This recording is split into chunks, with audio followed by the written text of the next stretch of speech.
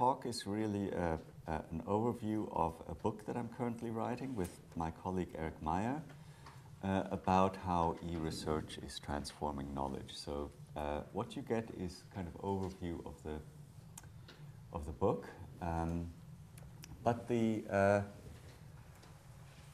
I'll just start before going into these slides with the question of why we need to think about the whole way in which digital things, digital tools, digital techniques are changing knowledge. I mean, why do we have to even worry about that? Why do we have to think about it?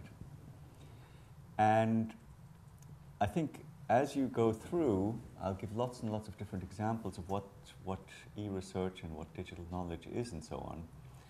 But I think the main thing is, the main argument that we would make is that it is very fundamentally changing knowledge. I mean, I don't know whether to call it a paradigm shift or whatever you want to call it. There is a very fundamental transformation going on. And that transformation is throughout all realms of knowledge: natural science, humanities, social sciences, and so on. And a different way of saying this is to say that I don't believe in the social constructedness of knowledge. I'm a technological determinist and a scientific realist. That will not mean very much to many of you unless you're in the social studies of science. If you're in the social studies of science, you will have been saying something like, my God, shock, horror, you know, a technological determinist, scientific realist exists. They do, but it's mainly me in the social studies of science. You set up your own school. Yes, yes. It's not called the Schroeder School yet, but it might one day become such. But I'm practically alone in that. But I think that might come through. But it is an argument that's in this book in any case. So the talk is basically a kind of framework, then some examples, then a conclusion. So first of all, in order to think about this thing, we have to give a good, solid, tight definition. And the way Eric Meyer and I have defined this thing is by saying that e-research, or digital tools and data, we'll get to some other concepts in a minute, cyber science, e-infrastructure, whatever you want to call it, can be defined as distributed, collaborative digital tools and data for knowledge production. Distributed is not controversial. Different places, whether they're machines at one place and people in another, people in different places, that's what it is. Collaborative, I don't mean collaborative that there's something very nice going on, that people are working well together. I just mean people working together. There's some kind of shared effort going on. And that shared effort is around digital tools and data. And knowledge production, of course, well, digital tools and data is also, I think, very straightforward. Knowledge production is fairly tricky. But we will address that question because I think that you really have to think about the very nature of knowledge if you want to address this topic. So let's take a step back and talk about this digital transformation. And it starts, there are many other ways to depict this, but it roughly goes that there's supercomputing in the 80s and 90s maybe, then around 2000 or earlier you get the grid, then you get Web 2.0. Last year or in recent years it's been the cloud. And now everybody's talking about big data, including us. We have funding for big data. But I can also define big data, which other people are not willing to do. So how do we understand this? I think that you have to have a kind of sociology of knowledge, Wissenssoziologie, if you like. And that consists only of a few really different components. You have computational manipulability. You have certain research technologies. And I'm going to argue that at the bottom of that is mathematization. We were talking about Gauss earlier. it's really about maths in the end, or some variant of maths, because that's what a computer is. It's a math machine, essentially, of zeros and ones. So you have that on the one hand, the machines that drive knowledge production. On the other hand, you have lots of social stuff around that. That is to say, you have movements, you have schools, you have funding bodies, you have research organizations. And we conceptualize that, and Eric is very strong in this area of computerization movements or scientific intellectual movements, which provide the social, the organizational impetus for this drive. And those two things combine really to change research in different ways for different fields. And it's precisely that, how that change takes place in different fields, that's something that you have to ask about. So, just coming back to mathematics for a while, why is mathematics so central here? Well, you can step all the way back and ask about why mathematics is central to knowledge since the scientific revolution. And here I take the argument of Randall Collins, who has said that the scientific revolution is all about research technologies, and it's in other words, it's not about scientists. It's not about big ideas that individual thinkers have. It's about machines. It's about instruments. It's about things like the telescope, or about the microscope, or about the voltmeter in electricity. It's the machines that really enable you to have what Collins calls high consensus rapid discovery science. That is to say, you build a machine, you are able to grasp a new phenomenon, you improve the machine to make it stronger, you grasp the phenomenon even better, you achieve consensus about the object, and then you move on. That's how science first had its major takeoff, and that's also, I would argue, why the digitization of knowledge is so important, because it's, if you like, an intensification of that process. And he has a somewhat different argument about maths, because math is not something that, math is something that philosophers of mathematics get all difficult about. Is math something that's written in the stars? Is it essentially out there? Is it something that exists forever? Or is it something very practical on the ground, something that just consists of the embodiment of mathematical symbols? And Collins really cuts right through that dichotomy, which is a kind of fundamental difficulty, if you like, in philosophy of mathematics. And he says, maths is a bunch of symbols that people use to manipulate their material.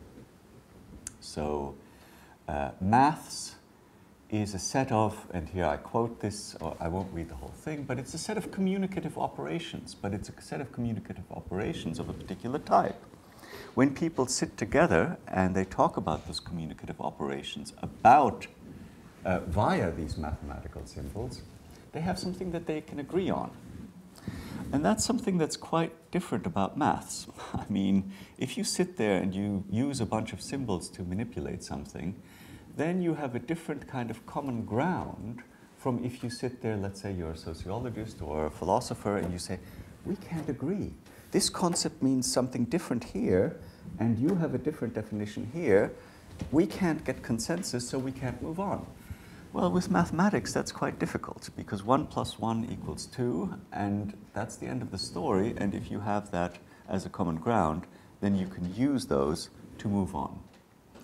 Now, all these things are some things that Collins and I argue.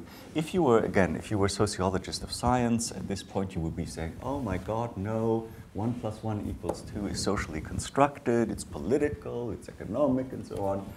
I say, and Collins says, no, actually it's a set of communicative symbols that people can get common ground about and move on with.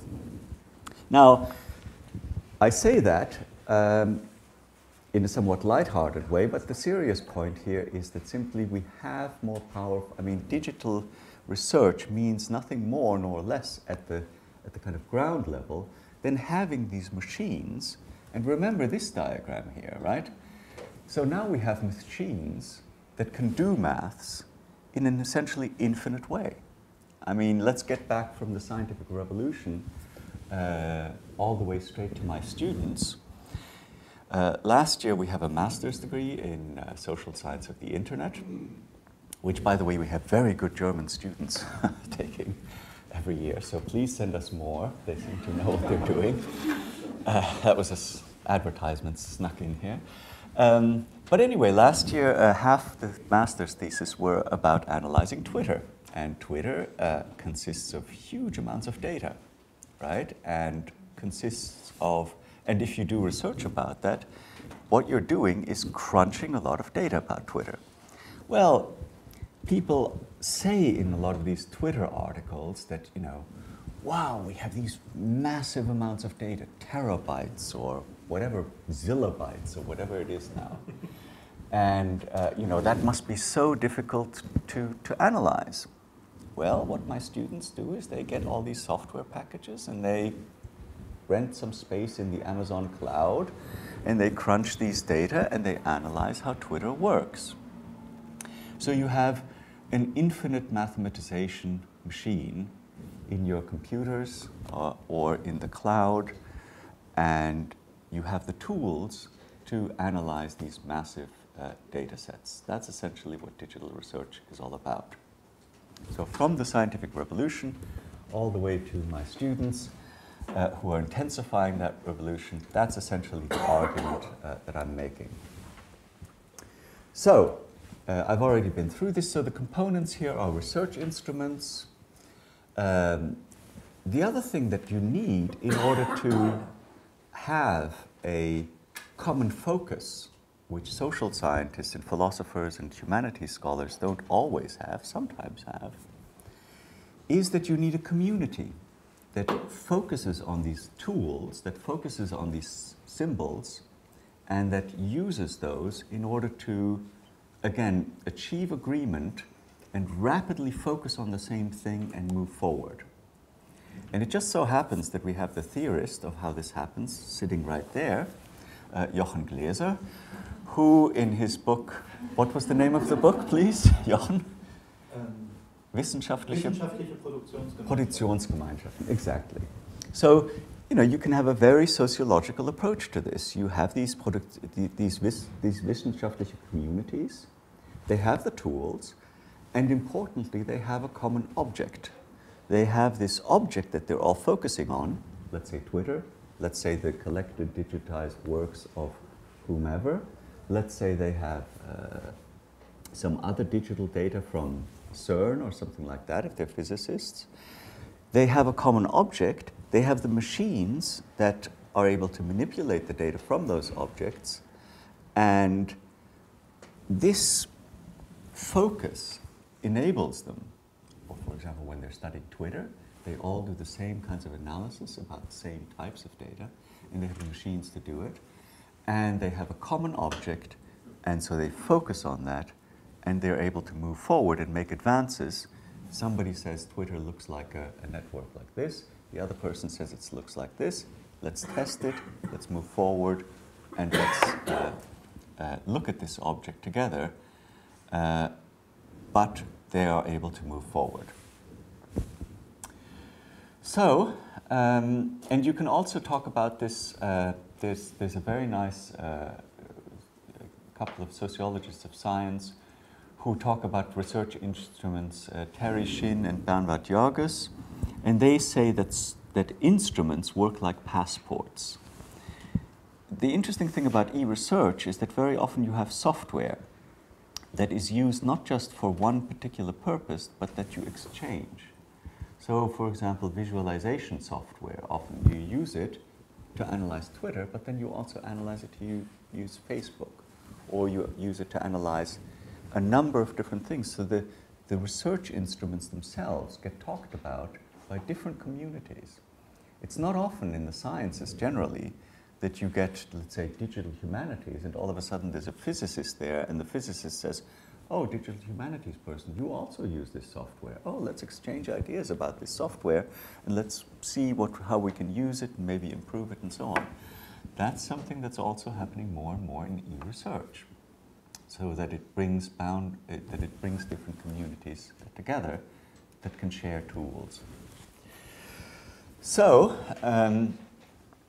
you have lots of different types of e-research in the various different natural sciences, social sciences, and humanities. So let's look at a whole bunch of these. And we've studied dozens of these projects over the last few years. We've had funding to study these, to do research about these projects via surveys, via interviews, via desk research, and so on. And I'm not going to be able to get through this because otherwise we would miss lunch. But, I mean, I can talk very briefly about these, and then you can ask about them later. So, the genetics, this is something that Eric, my co-author, worked on for a long time. You do statistical analysis of certain diseases and correlate them with genetic predispositions, in this case bipolar disorder. The interesting thing here is that it's e-research because for the first time the American funding bodies said, you have all these different projects going on in different places in the US. Either you share your data or you don't get any funding. And that's what they did. And so they were able to enhance the statistical power of this type of research, which is still ongoing and is a distributed network. Heart modeling, intensively computational, the electrical signals in the heart, how you do that. Incidentally, you'll see all these little symbols here and these little stick figures. I won't go into it, but basically we have a kind of model which refers back to that those ideas I had about organization and refers back to the definition of e-research, which basically shows you how these different groups, these stick figures, work together or singly to put data into a common pot, so to speak. And then the other symbol refers to the style, the underlying scientific style. Here I'm borrowing from the philosopher of science, Ian Hacking, who has said that in the whole of science there are only 6 or so styles. And statistical is one of them. But there are various other styles of science. Modeling is another. Taxonomic is a third, and there are 6 basically that you can use in different combinations. But so this is crowdsourcing, astronomy. Some of you will probably have come across this. This Galaxy Zoo is also a very good example of what I call this passport-like nature of software. Because this software, which was initially used to engage the public in identifying, well, in this case, galaxies, has now been used in something called Zooniverse, where other projects have used the same software to crowdsource other types of research, including weather research and so on. Physics is, of course, the if you like, one of the most computationally intensive areas at the moment. The CERN, the search for the Higgs boson, that requires that you distribute the computing power across the globe, essentially, in order to make sense of all these data that are coming off of the instrument, the research instrument that is sitting underneath the Swiss-French mountains and trying to find the smallest particle. Whales, again, Eric Meyer has done some work on whales, whereby you collect the data, and for the first time you're able to see these whale migration patterns when you digitize data from different groups that are tracking with digital cameras partly and with identification these whale patterns, so that you want to know where these whales move throughout the year and so on. Social science research, well, I used to work in Sweden, like Jana mentioned, and one of the things that's quite interesting if you look at social science and also health sciences is that there, of course, you get into all these issues about privacy and anonymity of data. And here I've argued in relation to Sweden, for example, that Sweden has some very good preconditions for e-research for a variety of reasons. One is that they have records going back over 100 years because these priests in the 19th century used to record who was in the village, what disease they died of, when they were living and so on. So you have records going back over 100 years. You also have a very strong census that's been going for a long time. You have very strong information about how much tax everybody pays and all their social circumstances. You have very good health research, but above all, you have very strong privacy and other information laws.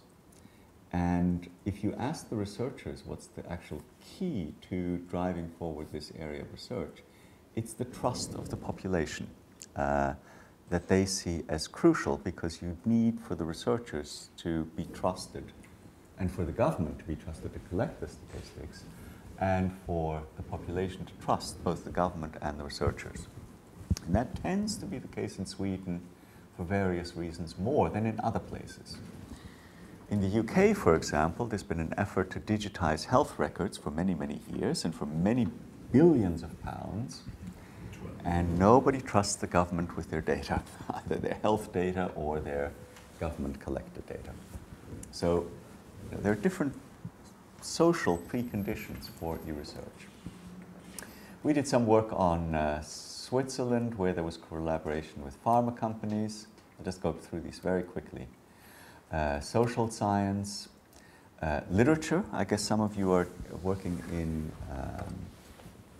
digital humanities and in literature, and here there are interesting ideas of Franco Moretti, for example, from Stanford, who wants us to not look at text through very close interpretation, but through what he calls distance reading, whereby you analyze texts and then you can make these kind of network diagrams of who interacts with whom, for example, in this case, in Shakespeare.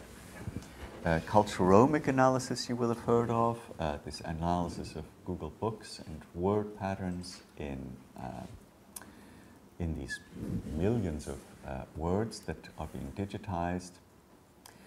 This is one of my favorites, Pynchon, the most important living novelist in English, at least, or at least in my humble opinion, who writes these very big books with very many different references.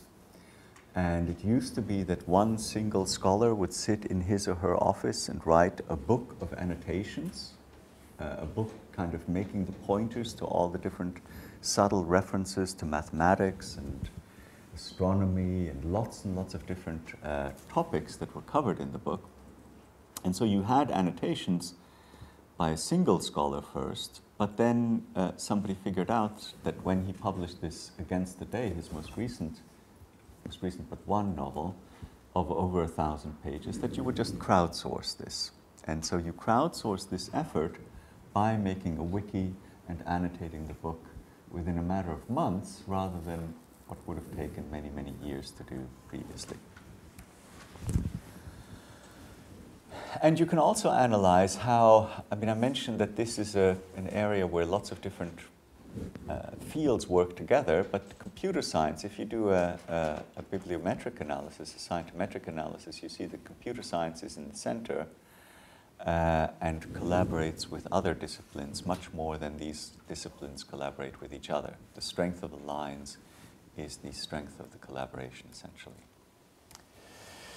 And now we're working on big data, which is a buzzword at the moment, but we also think that there is quite a lot to big data. And so we're looking at different data sets from public and private, whether they're open and closed and so on. And Twitter, again, is a very prominent example. Many, many people are studying Twitter.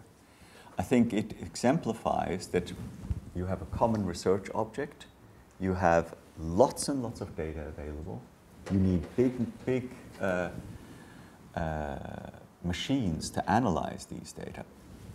And one reason for just mentioning this is that we actually have a definition of big data, which revolves very much around this object.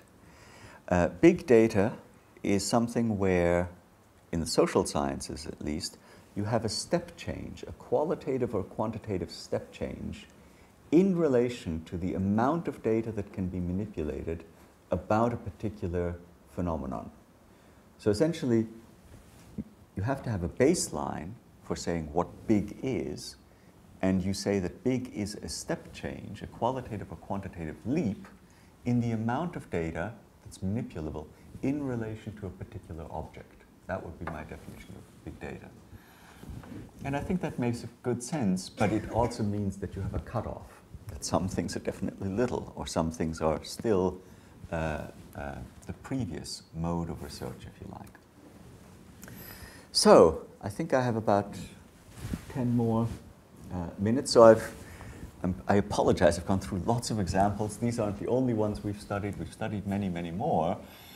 But I think what I've tried to give a flavor of is the diversity, both the diversity of this type of research, but again, coming back to the framework that I sketched at the beginning, it has a common core. It has something that's similar across all types of e-research or digital research or whatever it is that you want to call it, which is that you have something that is tangible, which is a physical core of research instruments which can manipulate the data. And that physical core is the machinery, is the software. I mean, software could be seen to be non-physical, but of course it is also physical. It's electrons that are kind of needed to work inside the machine. And you have these more powerful machines. You have with cloud or with, well, essentially with cloud, you have lots and lots of space to put the data into, and you can use it in order to, you have this practically infinite capacity for data. You have powerful software tools to make sense of the data in a statistical, taxonomic, modeling, and these other styles way.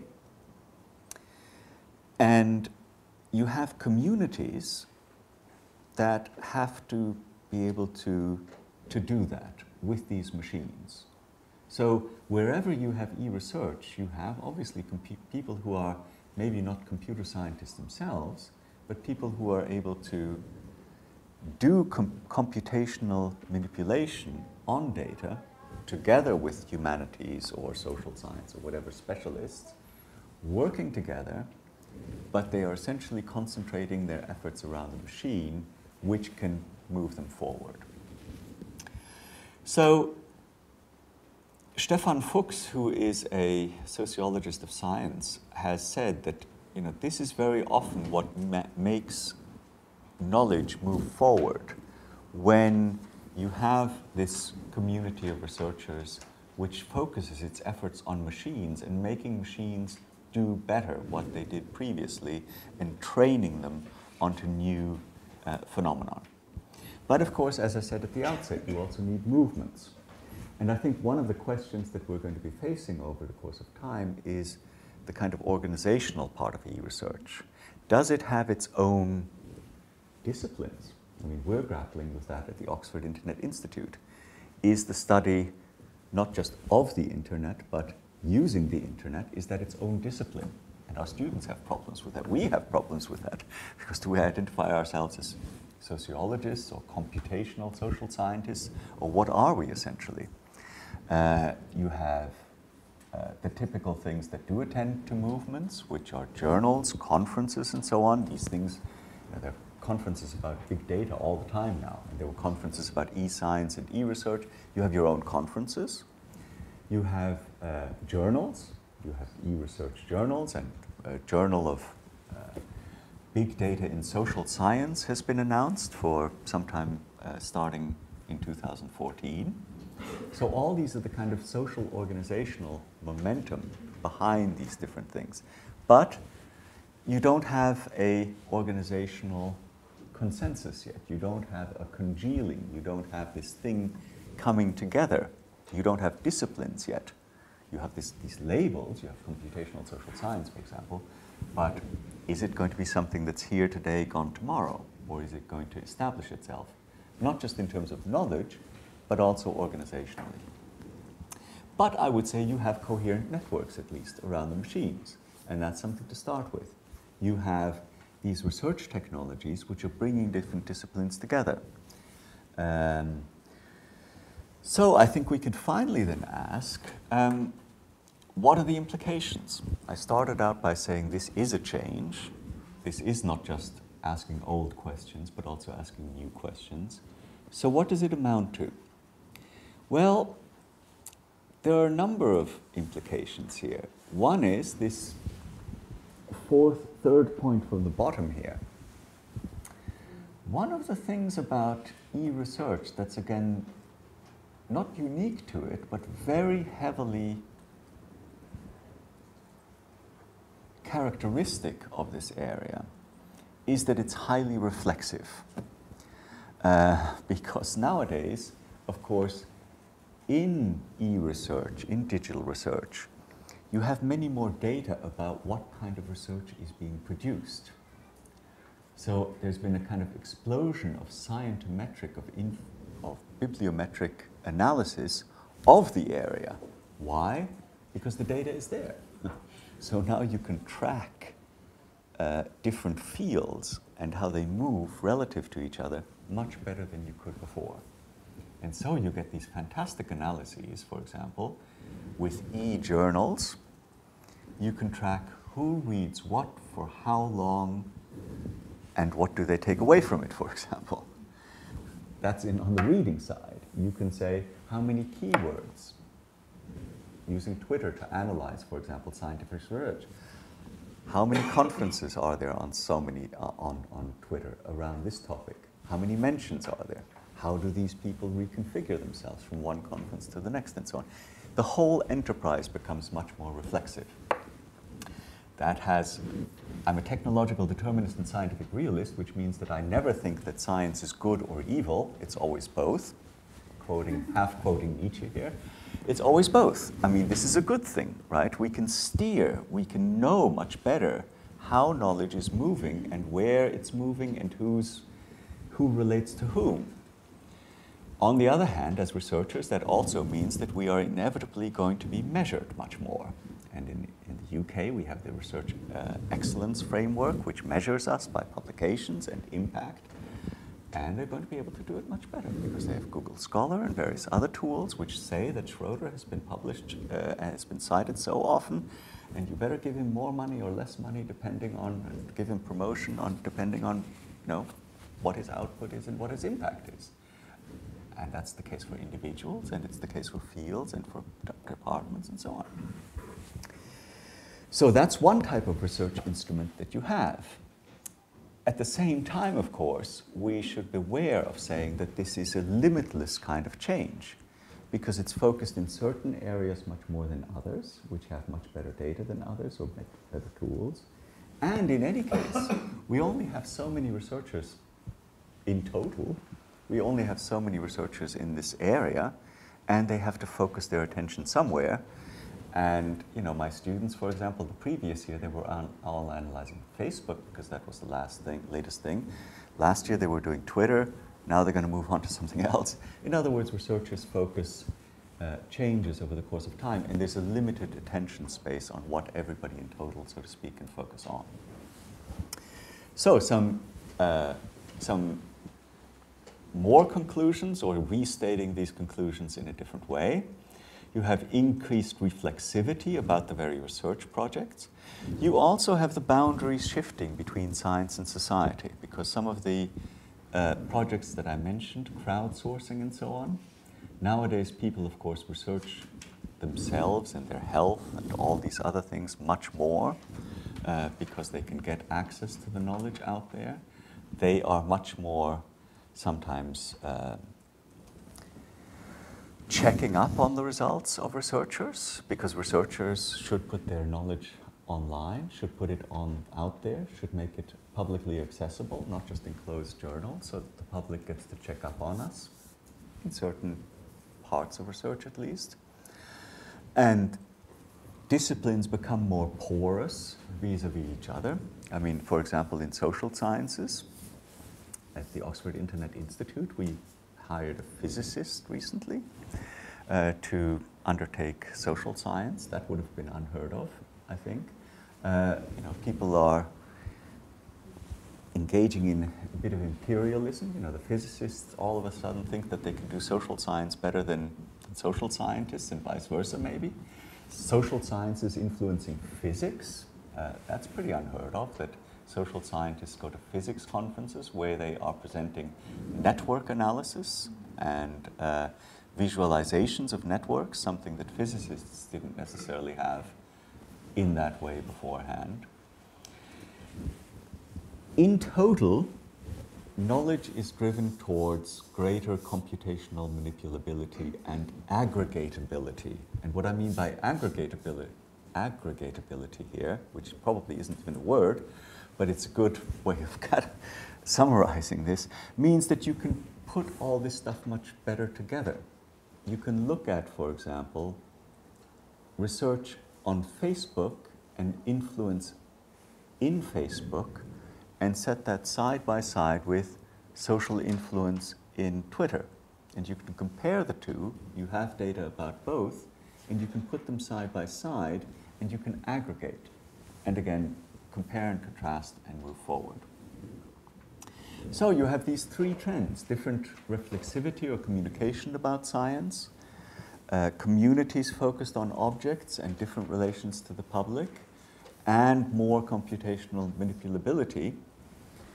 The grand synthesis, the Hegelian synthesis, since we're in Germany, no, I mean the way in which to draw all this together then is to say that knowledge is becoming more and more of an autonomous apparatus. It's becoming a machine that's driving itself forward. And that machine is a complexified socio-technical one as well, because these forms of research take many different forms and become more and more complex in relation to their objects. So, the implication of reflexivity is also something that I have talked about now a couple of times. But what are the implications for us as scholars of knowledge? Well, one of the implications is that you now have to also work together in the analysis of knowledge. So you have to have information scientists working together with sociologists of science. And sociology of science, of course, is a subspecialism within sociology, but that has to be exploded. I mean, I think sociology of science itself can't on its own cope with these transformations. You have to ground these processes that I talked about much more in society and in the wider organizations within and between fields. Put it slightly differently, sociology of science has become very local. A case study here, an ethnography of a lab there, everything is locally constructed. That's not my point of view. These changes are taking place at a much more powerful, much more aggregated level through networks and through organizations, such that doing individual case studies here and there no longer makes sense of the whole. So that's the implication for how we understand these changes. What about the implications for policy and practice? Well, here again, we have to look at both, if you like, positive and negative implications or challenges, because as this machine, this research machine, becomes more autonomous, I think it very often loses its way, because, for example, very often we do the research simply because we can. That is to say, we analyze Twitter or we analyze Facebook, or to use a different example, Google search or Google Trends. We use that simply because the data are there, the machines to analyze them are there, and we no longer ask ourselves, what's the significance of this? I mean, Is Facebook so important? Is what we search for so important? What does that really tell us about society? Those are questions that we don't ask as we are simply led, if you like, by the research technologies that we have available. A different way to say all this is that I think knowledge is becoming both more intermediated and disintermediated. By disintermediated, I mean things like that there are more and more sensors out there in the world. There are more and more data that we have in social sciences, for example, about people. We have GPS data. We have supermarket data. Who buys what? We can aggregate it. Who searches for what? We can look at how that data can be combined, linked with census data. We can combine data sets and so on. Much more directly. Many more of us have more direct access to data sets. On the other hand, intermediated, because what does the digital trace really tell us? Does it really tell us about real people or their online behavior, or does it tell us something about their digital traces which may not even refer to people? I mean, very often, for example, just to give a couple of examples, on Facebook or especially on Twitter, you have agents out there. You have people that aren't even people that are tweeting. Or, for example, as one of our, a couple of our research students found, all of a sudden in the last presidential election, Romney had a lot of followers. And what these guys did is they analyzed, were those real followers? Turns out that Romney had bought them. You know, my Twitter account has so many followers, but they weren't even real. So if you take that data for granted, then of course, you know, you can do a lot with that. How popular is Romney? But then you find out that he isn't even popular among real people. He's popular among the number of people he can buy. So this intermediation and disintermediation is leading to new challenges for how we understand knowledge. And we have to contextualize these new forms of knowledge through having a very sociological understanding of what research technologies mean, what digital tools and data mean, how they relate to society, how they relate to different communities. In other words, quite apart from being more reflexive, we have to have a very sociological grasp of these changes and what they're doing to knowledge and to different fields. I think that's it. Thank you.